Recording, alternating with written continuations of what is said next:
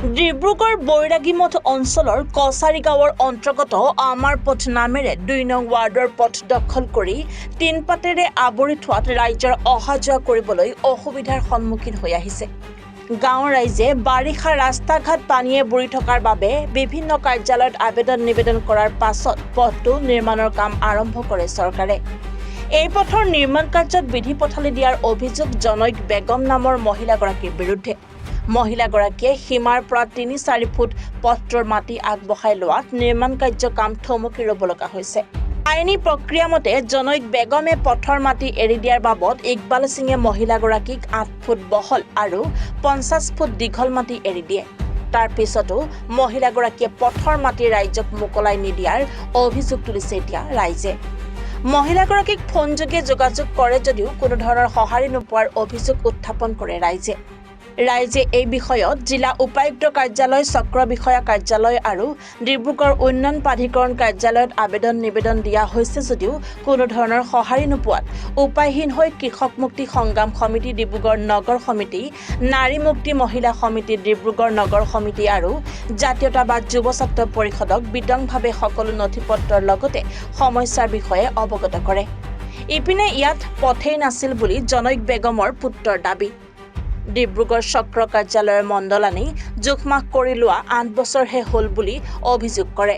এতিয়া কথা হ'ল, যদি আমাৰ পথ নাছিলেই তেনেহ'লে জনৈক বেগমে মাটিৰ বাবদ মাটি কি যুক্তিত ল'লে আৰু ইকবাল সিঙৰ লগত জনৈক বেগমৰ লগত দুয়োৰে চুক্তিপত্ৰত স্বাক্ষৰ কিয় কৰিছিল? চৰকাৰে পথ নিৰ্মাণ কাৰ্যৰ নামত পুঁজি মোকলাই দিয়াৰ স্বত্তেও পথৰ কাম আধাতে বন্ধ হ'বলগীয়া হৈছে। ডিব্ৰুগড় জিলাৰ বিভাগীয় কৰ্তৃপক্ষই এই সমস্যাৰ পৰা কেতিয়া ৰাইজক উপকৃত কৰিব সেয়া সময়ত লক্ষণীয় হ'ব।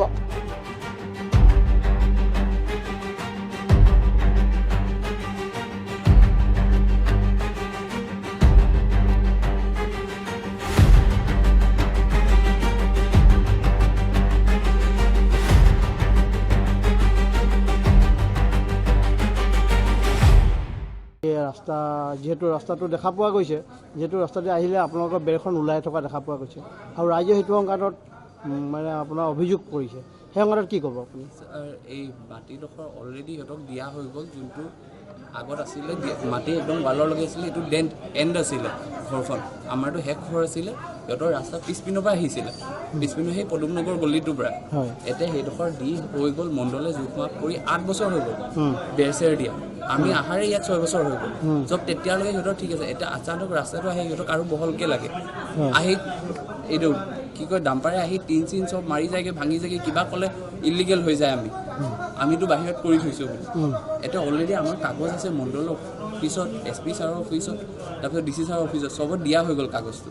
সিহঁতে আহিব, আহি সেইটো দিব, সিহঁতক নটিচ পঠিয়াব, আহি নিজে জোখমাখ কৰি ওলাই ল'লে হ'ল। ৰাইজে একদম ফ'ৰ্চ কৰি ঘেৰাও কৰি ধৰে যে এইটো দিবই লাগিব, আজিয়ে খুলি দিম, বুলডোজাৰ লৈ ভাঙি দিম। কেমেৰাটো আমাৰ বন্দী আছে। এইটো চাওক, ডিব্ৰুগড় বৈৰাগীমঠ কছাৰী গাঁৱৰ এইটো জামাল পথ, আমাৰ পথত ইয়াত এখন গাঁৱেই হয়। বহুত জাতি জনগোষ্ঠী ইয়াত বসবাস কৰে আৰু এই জাতি জনগোষ্ঠী বহুত সমস্যাৰ সংক্ৰান্তত আজি ৰাস্তাৰ ল'ৰা ছোৱালী হওক, আজি মেডিকেল হওক, এই পথটোৱে ওলাই আহিবলগীয়া হওক ভিতৰৰ পৰা, এই পথটোৱে ওলাই আহে, কিন্তু বহুত ভুক্তভোগী। কিন্তু তেখেতলোকৰ ভাগ্য ভালৰ বিনিময়ত এই ৰাস্তাটো পাইছে। আজি চেংচন হ'ল, আজি তেখেতৰ ঠিকাদাৰে পাইছে এই ৰাস্তাটো বনাবৰ কাৰণে। আপোনাৰ ঠিকাদাৰে কাম কৰি আছে। কিন্তু ইয়াত একেবাৰে দুৰ্ভাগ্যজনক কথা, ইয়াত এনেকুৱা এগৰাকী মহিলা সোমাই আছে। তেখেতৰ নাম হৈ গৈছে আইছা বেগম। আইছা বেগমে ইয়াত তেখেত হৈ গৈছে আপোনাৰ ঘৰ শিলচৰ হয়। শিলচৰৰ পৰা আহি ইয়াত মাটি 1 কঠা নে 2 কঠা কিনি ঘৰ বনাই আছেহি। আৰু মানুহবিলাকক এখন গাঁৱক ইমান ফ'ৰ্ট কৰি আছে মানে মানুহখিনিক মানে হাইজমেণ্ট কৰি আছে। ৰাস্তাটো আজি পৰ্যন্তলৈকে বনাব দিয়া নাই। আৰু এই ৰাস্তাটো সকলো ৰাইজ ওলাই আহি কৈছে যে আমি ৰাস্তাটো আমাক বনাবলৈ দিয়ক, আপুনি ৰাস্তাটো কিয় চপাই দিছে, আপোনালোকে টিং মাৰিছে। তেখেতে কৈছে এইটো মোৰ কিনা মাটি হয়, আৰু কিনা মাটি হয় বুলি কয়, কিন্তু তেখেতে মাটিটোৰ কিমান কেইকঠা মাটি কিনিছে, কেইলোচা মাটি কিনিছে, ৰাইজক কাগজ পত্ৰ নেদেখায়।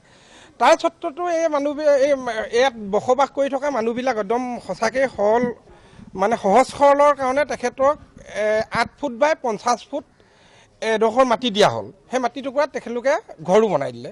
আইছা বেগমে ঘৰ বনালে, ইতিমধ্যে ঘৰ বনালে, কিন্তু ৰাস্তাটো তেখেতে আকৌ টিং মাৰি এতিয়া তেখেতে বাৰে বাৰে ব্লেকমেইলিং কৰে। এজন ইয়াত অফিচাৰ, ইয়াত ভাল এজন তেখেতৰ অফিচাৰ নহয়, কিবা লালু পাঞ্জু এজন অফিচাৰ, তেখেতৰ লগত কেনেকুৱা ধৰণৰ ৰিলেশ্যন আমি নাজানো, কিন্তু আমি পিছৰ পৰ্যায়ত আমি এইটো প্ৰকাশ কৰিম। তেখেতৰ সেই মানুহজনৰ ছত্ৰছায়াত মানুহবিলাকক ব্লেকমেইলিং কৰিব বিচাৰে।